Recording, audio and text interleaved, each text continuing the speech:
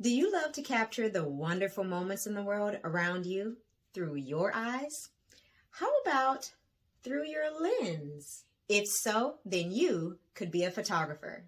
You'll need to know how to use tools like a camera, light, and sometimes a tripod and props. To be a great photographer, you'll need to know how to create, capture, and edit images. Some schools have programs where you can earn a degree in photography, the art of taking and processing pictures.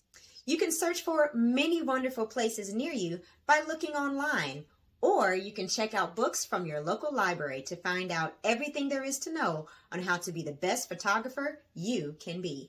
But many successful photographers start earning money without a degree or a high school diploma. Do you have any ideas how you can use your love of photography to make money?